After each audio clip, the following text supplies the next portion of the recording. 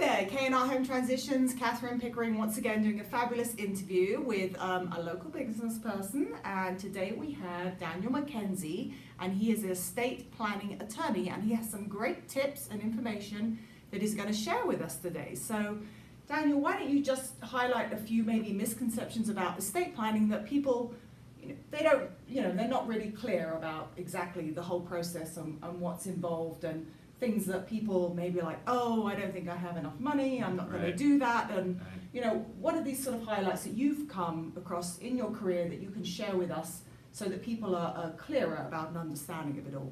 Right. I think you kind of hit the nail on the head. I think people think that this is really for people who are maybe a little bit more elderly and maybe a little bit more wealthy than most people. And really those are not factors, frankly, at all. I think anybody who has somebody relying on them in any way, it could be an elderly parent, it could be a little kid, it could be a spouse, it could be a lot of people who are going to need direction if you're suddenly not around. So that's, one factor. And then, you may have more wealth than you think, actually. You may not feel wealthy, but if you've got life insurance and home equity and some retirement savings, those are all things you don't really have access to, but your heirs would. And so sometimes people kind of underestimate how much they have and how much people would really care and need it. And so we see that a lot, where people just feel like, I'm too simple to really need a lawyer to come in and help me with this.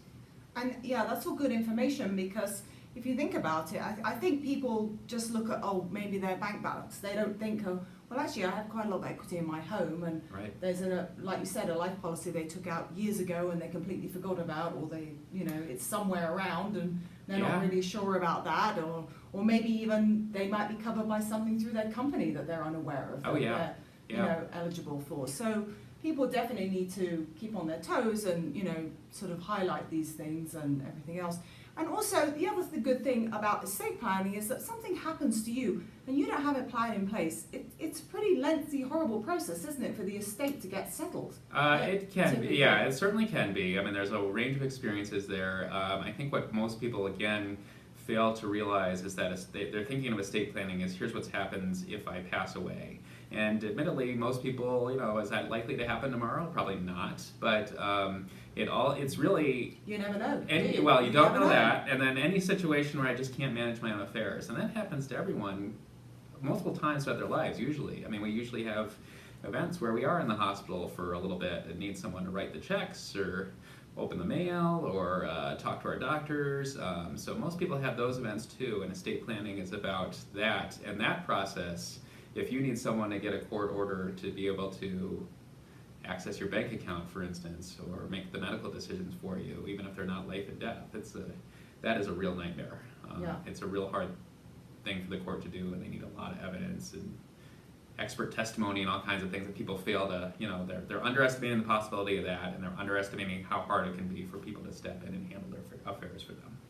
I know. And one other thing I wanted to ask you about as well, I know we discussed briefly, obviously off camera, but what are the sort of red flags about people like saying, oh, well, it's okay, I've got a form off LegalZoom or something like that online, I've done all my planning. What would you say are the big, highlights, big bewares about doing something like that, rather than talking to an expert in your state about things that are going on? I think people fail to realize, especially if they've got, again, little kids, or even big kids who are now adults. So you got little kids, obviously, are quite, you got a 6-year-old, you don't want to leave them a $500,000 insurance policy. I'd rather do that than nothing. But who's cashing that check? And what are they doing with that money? And how are they going to figure that out? That's not actually simple. And then on the other side, where you're getting kids into adulthood, kids technically are adults when they're 21, but I think most parents of 21-year-olds are feeling like, if I left, again, all the home equity, all the retirement savings, all the life insurance to this 21-year-old, it's not going to go well, even if they're, a fairly responsible kid. That's just a lot to lay on somebody at that age. And so, again, I think... but these online forms sometimes, they can be misleading, can't well, they? And not, maybe don't even hold up. Have you had some experience with that? A lot of times they'll kick out, a will that's 2 or 3 pages long, And it looks like, if you've never seen a will before, it's like, this looks like a will. Yeah. And there's no detail about, again, okay, $500,000, my sister's got the check to take care of my 6-year-old. She's got a lot of decisions to make for maybe the rest of that kid's life. Not just when they're right now, but like, okay, are we paying for college with this? Are we paying for graduate school?